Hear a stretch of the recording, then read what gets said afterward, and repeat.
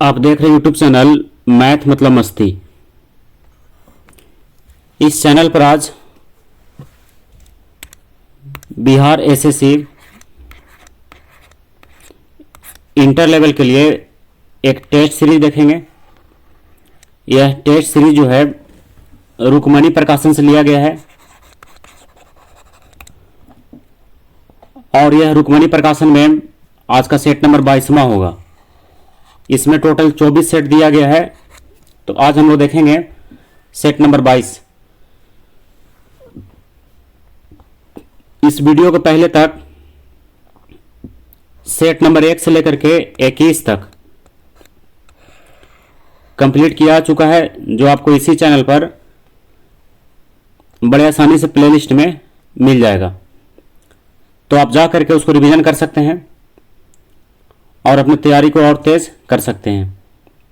तो इस वीडियो में हम लोग केवल जीके और जीएस वाले प्रश्न को देखते हैं और बाकी जो मैथ और रीजनिंग का प्रश्न है उसके लिए अलग से वीडियो बना हुआ है, तो आप जाकर के उससे भी जुड़ सकते हैं और हम कमेंट बॉक्स में उसको आज पिन भी कर देंगे। तो आप उससे जा करके चैनल पर, इसी चैनल पर है लेकिन हम उसका लिंक उसमें आज कमेंट बॉक्स में पिन करेंगे, जिससे आप जा करके उसको देख सकते हैं। तो चलिए शुरू करते हैं आज का टेस्ट सीरीज 22वां। और अगला जब इसका 24 सेट खत्म हो जाएगा तो उसके बाद हम इसमें पहले किरण प्रकाशन का जो सेट है उसको पूरा करेंगे। किरण प्रकाशन का जो सेट है वो भी पूरा, इसमें 5 या 6 सेट उसका कंप्लीट हो चुका है और उसका बाकी सेट को हम कंप्लीट करेंगे। और किरण सेट के साथ साथ इसमें एक खान सर का भी जो सेट आया है बीएसएससी के लिए उसको भी कंप्लीट करेंगे। तो आप लगातार इस चैनल से जुड़ा रहिएगा ताकि आपको हर प्रकार का जो है सेट और हर प्रकार का प्रश्न देखने को मिलता रहे। तो चलिए शुरू करते हैं आज का पहला प्रश्न सेट नंबर 22 का। कह रहा निम्नलिखित में से किसे सामाजिक आधारित संरचना के अंतर्गत शामिल नहीं किया जाता है। तो किसे शामिल नहीं किया जाता है, तो इसमें देखिए ऊर्जा को शामिल नहीं किया जाता है और परिवहन को शामिल नहीं किया जाता है। तो इसका हो गया ऑप्शन 2 और 4, इसलिए ऑप्शन नंबर सी इसका सही है। 2 और 4 होगा इसका, ऊर्जा और परिवहन। बाकी शिक्षा, स्वास्थ्य, आवास ये सब क्या है, सामाजिक आधारित संरचना है बाकी, और ऊर्जा परिवहन ये सब नहीं है। अब आते हैं क्वेश्चन नंबर 2 में। निम्न में से कौन से स्वतंत्रता सेनानी ने जेल के दीवारों पर महाकाव्य कमला लिखा था। तो किसने लिखा था, बी डी सावरकर ने। किसने, बी डी सावरकर ने। तो महाकाव्य का नाम भी ध्यान रखिए कमला, और किसने लिखा है, बी डी सावरकर। अब आइए क्वेश्चन नंबर 3 में। निम्नलिखित में सबसे पुराना कौन है। तो इसमें सबसे पुराना कौन है, अजंता और एलोरा की गुफाएं जो है सबसे पुरानी है। तो ऑप्शन नंबर डी इसका सही है। क्वेश्चन नंबर 4 में आइए, लोक नृत्य और राज्यों के युग में कौन सा एक सुमेलित नहीं है, मतलब कौन सा इसमें गलत है। तो इसका फर्स्ट वाला ही गलत है। झूमर का किसके साथ मिला रहा है, हरियाणा के साथ, और बाकी सब इसमें क्या है, सही है। झूमर जो है ये है लोक नृत्य कहाँ का, बिहार, झारखंड, छत्तीसगढ़, उड़ीसा, पश्चिम बंगाल, इन सब राज्यों का लोक नृत्य है, लेकिन हरियाणा का लोक नृत्य नहीं है। क्वेश्चन नंबर 5 में आइए, मुद्रा राक्षस नाटक के लेखक कौन है। तो मुद्रा राक्षस नाटक के लेखक है विशाख दत्त। क्या नाम है, विशाख दत्त। क्वेश्चन नंबर 6 में आइए, संयुक्त राष्ट्र सुरक्षा परिषद के अस्थायी सदस्यों की संख्या कितनी है। तो इसका अस्थायी सदस्यों की संख्या कितना है, 5 है। कितना है, 5। तो ऑप्शन नंबर ए इसका सही है, 5। और 5वें अस्थायी सदस्य का नाम भी आप ध्यान रखिएगा, अमेरिका, रूस, ब्रिटेन, फ्रांस और चीन। और भारत अस्थायी सदस्य है। अब आइए क्वेश्चन नंबर 7 में, हीराकुंड बांध स्थित है। तो हीराकुंड बांध कहाँ स्थित है, ओडिशा में है। कहाँ है, ओडिशा में। हीराकुंड बांध ओडिशा में। और किस नदी पर है, महानदी पर है। क्वेश्चन नंबर 8 है, वर्ष 2001 से 2011 के मध्य बिहार में औसत दशकीय जनसंख्या वृद्धि दर कितना % रहा है। तो ये रहा है 25.1%। तो ऑप्शन नंबर सी सही होगा। अब 9 में आइए, नॉर्वे में अर्धरात्रि के समय सूर्य कब दिखाई देता है? तो कब दिखाई देता है? 21 जून को। तो ऑप्शन नंबर ए इसका सही है, 21 जून। अब 10वां, ये भारत में पहली पंचवर्षीय योजना का आधार था। तो क्या आधार था उसका? Herald Domar model. किस पर आधारित था? हैराल्ड डोमर मॉडल पर। और पहली पंचवर्षीय योजना की बात कर रहा है। अब 11वां, ये फाहियान भारत में किसके शासनकाल में आया था? किसके शासनकाल में आया था? तो यह आया था चंद्रगुप्त द्वितीय के शासनकाल में। किसके? चंद्रगुप्त द्वितीय। क्वेश्चन नंबर 12 है, शांति वन अवस्थित है, संबंधित है। तो शांति वन किससे जुड़ा हुआ है? पंडित जवाहरलाल नेहरू से। तो ऑप्शन नंबर बी सही है, शांति वन पंडित जवाहरलाल नेहरू। तो अब आइए 13 में। तो 13 का प्रश्न है, चीन के हांगझू में आयोजित एशियाई खेल 2023 के दौरान भारतीय दल का आधिकारिक प्रायोजक किस ब्रांड को बनाया गया था? तो किसको बनाया गया था? अमूल को। किसको? अमूल। तो ऑप्शन नंबर डी सही है, अमूल।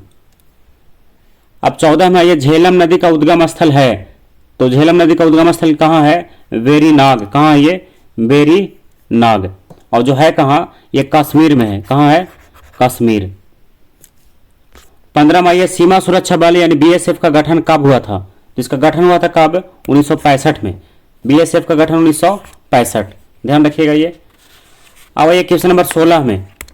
तो 16 का प्रश्न है, भारत का 28वां लेखा महानियंत्रक कौन है? तो भारत का 28वां लेखा महानियंत्रक यानी सीजीए कौन है? तो श्री एस दुबे। क्या नाम है? श्री एस दुबे। तो ऑप्शन नंबर सी इसका सही उत्तर है। अब आइए क्वेश्चन नंबर 17 में, भारत में मसालों का प्रदेश, भारत में मसालों का प्रदेश किस राज्य को कहा जाता है? तो कौन सा राज्य है? केरल। कौन सा राज्य है मसालों का प्रदेश? केरल। अब 18 में आइए, गोवा की मुक्ति कब हुई? तो गोवा की मुक्ति कब हुआ था? 1961 में। 1961।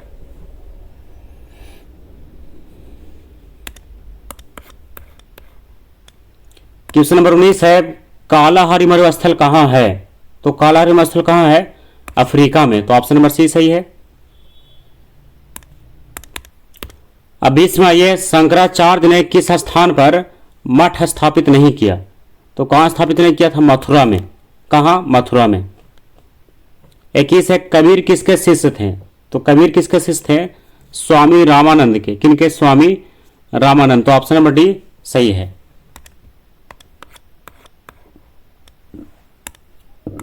अब 22 में आइए, कह रहा है कि कपास की खेती के लिए सर्वाधिक उपयुक्त मिट्टी कौन सी मिट्टी होगा? काली मिट्टी। तो ऑप्शन नंबर ए इसका सही है।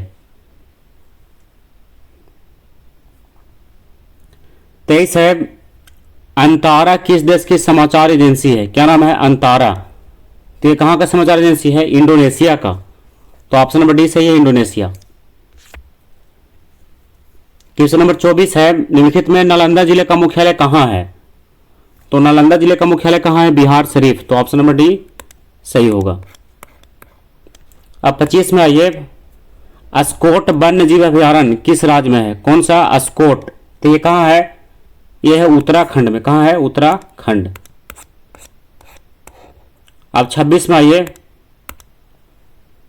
निम्नलिखित में कौन सा कथन असत्य है, मतलब गलत है? तो इसमें गलत कथन कौन सा है? तो इसमें गलत देखिए, सी वाला दिया है कि चोल शासकों के विषय में जानकारी मृच्छ कटिकम नामक ग्रंथ में मिलती है। तो ये क्या है? गलत है। बाकी सब इसका सही है। ये जो मृच्छ कटिकम ग्रंथ है ये चोलकालीन नहीं है, ये गुप्तकालीन है। क्या है? कौन है ये? गुप्तकालीन। और ये शूद्रक द्वारा लिखा गया है, जो गुप्तकालीन लेखक थे। तो इसलिए ऑप्शन नंबर सी क्या होगा? इसका गलत है, लेकिन यही इसमें सही होगा। अब 27 में आइए, संसद के किस समिति को अस्थायी मितव्यता समिति कहा जाता है? क्या नाम दिया गया है? अस्थायी मितव्यता समिति। तो किसे दिया गया है? प्राक्कलन समिति को। तो ऑप्शन नंबर सी सही है, प्राक्कलन समिति। अब 28 में देखिए, अकबर ने तीर्थ यात्रा कर समाप्त किया था। तो कब किया था? तो किया था 1563 में। 1563। 29 में आइए, कह रहा है कि पवन द्वारा धूल कणों से निक्षेप से निर्मित स्थल स्वरूप को क्या कहते हैं? तो उसे क्या कहते हैं?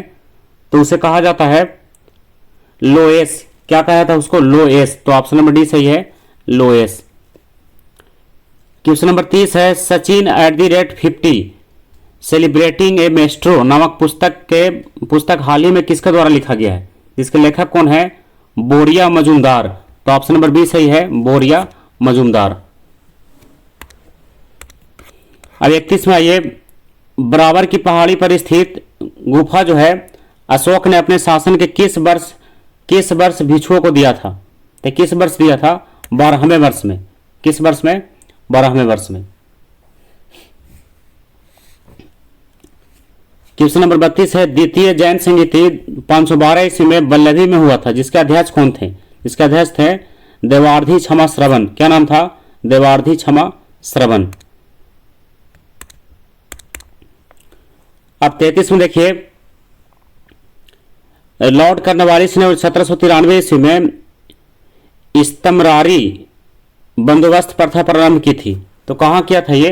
तो ये किया था बिहार में। कहाँ किया था? बिहार में। कौन सी प्रथा? इस्तमरारी प्रथा।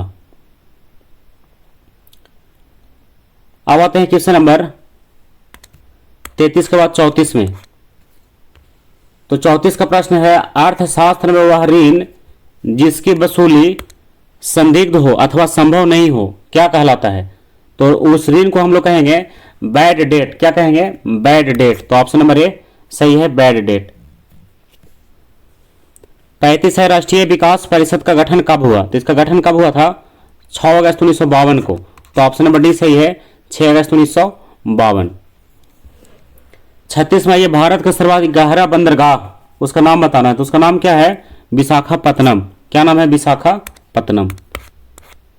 अब 37 में आइए, उत्तरी एवं दक्षिणी गोलार्ध में 35 डिग्री से 40 डिग्री अक्षांशों से 60 डिग्री से 65 डिग्री अक्षांशों तक चलने वाली पवनें क्या कहलाती है? पछुआ पवन। क्या कहलाएगी? पछुआ पवन। आप डिग्री को ध्यान रखिएगा, उत्तरी और दक्षिणी गोलार्ध दोनों की बात कर रहा है। 38 में आइए, जून 2023 में गांधी शांति पुरस्कार 2021 किसे दिया गया है? तो ये किसे दिया गया है? गीता प्रेस गोरखपुर को। तो ऑप्शन नंबर बी सही है, गीता प्रेस गोरखपुर। 39 है, नागरिक सेवा का जनक कहा जाता है। किसे कहा जाता है? लॉर्ड कर्नवालिस को। तो ऑप्शन नंबर ए सही है। 40 में ये फादर ऑफ इंडियन अनरेस्ट कहा गया है। किसे कहा गया है? तो ये कहा गया है बाल गंगाधर तिलक को। तो ऑप्शन नंबर बी सही होगा। अब आइए 41 में, गुरुत्वाकर्षण तरंग अवलोकन के लिए कैबिनेट ने हाल ही में कहाँ LIGO नामक वेधशालाएं बनाने की योजना को मंजूरी दी है? यानी क्या नाम है उसका? लीगो। इसकी मंजूरी कहां मिला है? महाराष्ट्र में। तो ऑप्शन नंबर ए सही है। 42 है, भारत संविधान में मूल कर्तव्यों को जोड़ने का उद्देश्य क्या है? तो जोड़ने का उद्देश्य क्या है? कि राष्ट्र विरोधी एवं हिंसात्मक कृतियों पर नियंत्रण करना। तो ऑप्शन नंबर सी सही है। अब 43 में निम्नलिखित में से कौन सी पुस्तक सुधा मूर्ति द्वारा लिखित है? तो इसमें कौन सी पुस्तक कह रहा है कि सुधा मूर्ति द्वारा लिखा गया है? तो इसका सही उत्तर कौन सा है? इसका सही उत्तर होगा महाश्वेता। तो ऑप्शन नंबर डी सही है, महाश्वेता। 44 में आइए, निम्नलिखित में कौन सा संग्रहालय कटक में स्थित है? तो कटक में स्थित है नेताजी जन्म स्थान संग्रहालय। 45 निम्नलिखित में से कौन सा सबसे पुराना ग्रैंड स्लैम टेनिस टूर्नामेंट है? तो उसका नाम है विंबलडन। क्या नाम है उसका? विंबलडन सबसे पुराना है। क्वेश्चन नंबर 46 है, चंद्रमा पर अगला मिशन चंद्रयान 4 में भारत किस देश के साथ मिलकर पूरा करेगा? तो कौन इसका साथी होगा? जापान। कौन होगा? जापान। 47 है,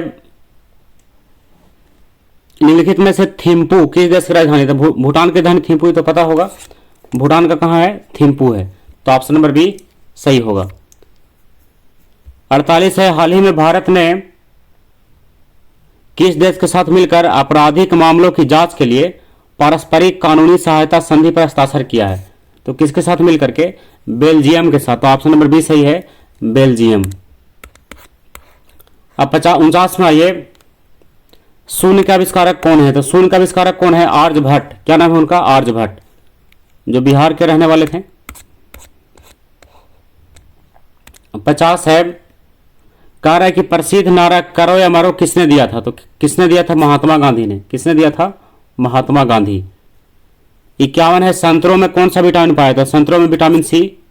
खट्टा पदार्थ तो विटामिन सी होगा, संतरा नींबू सब में। 52 है, निम्नलिखित में से क्या सौर सेल उपयोगी करने का एक प्रमुख लाभ है? इसका एक प्रमुख लाभ क्या है? कि इसमें गतिमान पुर्जे नहीं होते हैं। इसमें गतिमान पुर्जे नहीं होते, यानी एक बार आप ले आइए तो इसको लगातार कई सालों तक बिना कुछ बदले हुए यूज कर सकते हैं। 53 है, वायुमंडल में कौन सी गैस की मात्रा सबसे अधिक है? तो किसका है? नाइट्रोजन का सबसे अधिक है। कितना परसेंट? 78%। 54 है, कोई वस्तु नियत त्वरण के साथ विराम से चलना शुरू करती है तो सीधे समय का क्या होगा? एक वर्ग का समानुपाती होगा। वह वस्तु क्या होगा? त्वरण जो है सीधे समय के वर्ग का समानुपाती होगा। अब आइए 55 में, पारिस्थितिक पिरामिड का आधार समानतः चौड़ा होता है और यह क्या है? शीर्ष की ओर संकीर्ण होता है। आप देखे होंगे यह शीर्ष की ओर क्या होता है? पतला होता है। तो ऑप्शन नंबर 20 सही है। आप देखे होंगे इस टाइप से रहता है ये, देखिए ऐसे। तो ये शीर्ष इसका क्या है? ऊपर जाने के बाद पतला है और इसका आधार जो है चौड़ा है। अब आइए 56 में, कोई ऊष्मा इंजन 527 डिग्री सी पर सूरज से ऊष्मा लेता है और 27 डिग्री सी पर वायुमंडल को ऊष्मा लौटा देता है तो इंजन की दक्षता क्या होगा? तो इंजन की दक्षता क्या होगा? लगभग होगा 62%। कितना परसेंट? लगभग 62%। तो इसके लिए एक सूत्र है जिसकी चर्चा हम लोग अगले यानी किसी दूसरे वीडियो में करेंगे, जिसमें मैथ, रीजनिंग और इस टाइप के कुछ न्यूमेरिकल प्रश्न को एक साथ लिया जाएगा। अब 57 में आइए, दालचीनी पेड़ के किस भाग से जमा होता है? तो किस भाग से होता है? छाल से। क्या होता है वो? छाल होता है। तो ऑप्शन नंबर सी सही है। अब 58 में आइए, सुक्रेज नामक एंजाइम शर्करा को बदल देता है। किसमें बदलता है? तो बदलता है ग्लूकोज और फ्रक्टोज में। ग्लूकोज और फ्रक्टोज में। 59 है, यदि पृथ्वी अपने अक्ष के परितः तेजी से घूमने लगे तो प्रत्येक स्थान में वस्तुओं के भार में क्या परिवर्तन होगा? यानी ध्रुव को छोड़कर पूछ रहा है तो क्या परिवर्तन होगा? भार में कमी आ जाएगा। क्या हो जाएगा? सबके भार में कमी आ जाएगा।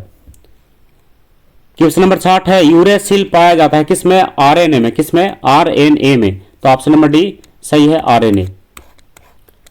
अब 61 में आइए, पूर्ण आंतरिक परिवर्तन के द्वारा कौन सी घटना घटती है? तो कौन सी घटना घटता है? हीरे का चमकना। कौन सी घटना? हीरे का चमकना। अब 62 में आइए, निम्नलिखित में से कौन मोलस्का के अंतर्गत आता है? तो मोलस्का के अंतर्गत कौन आता है? ऑक्टोपस। कौन आएगा इसके अंतर्गत? ऑक्टोपस। 63 है, एक पैराशूट के सहारे कोई आदमी नीचे उतरता है तो जब नीचे उतरता है तो सीमांत वेग के कारण उतरता है। किसके कारण? सीमांत वेग के कारण। 64 है, निम्नलिखित में किसमें यांत्रिक ऊर्जा से ध्वनि ऊर्जा में परिवर्तन होता है? तो यांत्रिक ऊर्जा से ध्वनि ऊर्जा में बदलने वाला इसमें कौन सा इंस्ट्रूमेंट आपको दिख रहा है? तो कौन सा इंस्ट्रूमेंट है? तो वह है सितार। कौन सा है? सितार। बोरैक्स का सूत्र क्या है? तो बोरैक्स का सूत्र क्या है? इसका सूत्र है Na2BO4 B4O7 × 10⁻²। यानी ऑप्शन नंबर डी इसका सही है, Na2B4O7 × 10⁻²। बोरैक्स मतलब क्या होता है? जिसको हिंदी में सुहागा भी कह सकते हैं। क्या कह सकते हैं? सुहागा। अब 66 में ये कह रहा है कि प्रोड्यूसर गैस में नाइट्रोजन की मात्रा कितना होता है? तो नाइट्रोजन की मात्रा होता है लगभग 60%। तो ऑप्शन नंबर इसका सी सही है। क्वेश्चन नंबर 67 है, भोजन विषाक्त करने वाली प्रमुख जीवाणुओं में कौन शामिल नहीं है? तो कौन शामिल नहीं है? हीमोफिल्स और परटूसिस। क्या नाम है इसका? हीमोफिल्स परटूसिस। तो ऑप्शन नंबर सी सही है, हीमोफिल्स परटूसिस। 68 है, पृथ्वी एवं चंद्रमा के बीच की दूरी को क्या कहते हैं? तो इसके बीच की दूरी को क्या कहेंगे? सिस लूनर। क्या कहेंगे? सिस लूनर। किसके बीच? पृथ्वी और चंद्रमा के बीच, सिस लूनर। अब 69 में ये कांच में किस पदार्थ को मिलाने से कांच का रंग हरा हो जाता है? तो किस पदार्थ को मिलाने से होता है? तो उस पदार्थ का नाम है फेरस ऑक्साइड। क्या नाम है उसका? Ferrous oxide. 70 है स्थिर ताप पर किसी गैस की निश्चित मात्रा का आयतन उसके दाब के व्युत्क्रमानुपाती होता है। यह नियम संबंधित है। यह किससे संबंधित है? बॉयल से। किससे? बॉयल से। 71 है इनमें से कौन सदिश राशि नहीं है? इसमें कौन सदिश राशि नहीं है? विस्थापन, आवेग, भार, ये सब सदिश राशि है। लेकिन इसमें डी जो है सदिश राशि नहीं है, यानी क्या है? अदिश है। तो ऑप्शन नंबर इसका कौन सा सही होगा? डी, ये सदिश नहीं है। अब 71 के बाद 72 में आइए, निम्नलिखित में से किसको सबसे अधिक कंप्यूटर स्मृति की आवश्यकता होती है? तो किसको होता है? ग्राफिक्स को, इमेजिंग को या ध्वनि को? सभी को होता है। तो ऑप्शन नंबर डी सही होगा। 73 है ताप नियंत्रण एवं पेशीय संकुचन निम्नलिखित में किस ऊतक द्वारा होता है? तो किसके द्वारा होता है? संयोजी ऊतक द्वारा। तो ऑप्शन नंबर ए सही है, संयोजी ऊतक। आप 74 में आइए, कौन सा युग में असत्य है, मतलब गलत है? तो इसमें गलत कौन सा है? तो ऑप्शन नंबर सी गलत है कि राइबोफ्लेविन विटामिन ई को कहा जाता है। क्या है? गलत है। Riboflavin vitamin E, vitamin E को टेकोफेरॉल कहा जाता है। क्या कहा जाता है इसको? टेकोफेरॉल। किसको? विटामिन ई को। तो बाकी इसमें क्या है? सही है, A B C, A B D सही है, सी इसमें गलत है, तो सी ऑप्शन इसका सही होगा। अब आइए 75 में जो आज का लास्ट प्रश्न होगा, वायुयान के टायरों में क्या भरा जाता है? तो क्या भरा जाता है? नाइट्रोजन। क्या भरा जाता है? नाइट्रोजन। अब इस प्रकार क्वेश्चन नंबर 1 से लेकर के क्वेश्चन नंबर 75 तक जो भी जीके और जीएस का प्रश्न था वो सारा प्रश्न जो है हम लोग देख चुके हैं। और अब इसका रीजनिंग और मैथ का जो प्रश्न होगा उसको आप जा करके कमेंट बॉक्स में देखिएगा, हम उसको पिन कर देंगे, आप वहां से उस वीडियो को देख सकते हैं। तो आज का वीडियो यहीं समाप्त होता है। अगला वीडियो होगा सेट नंबर 23 का। तब तक के लिए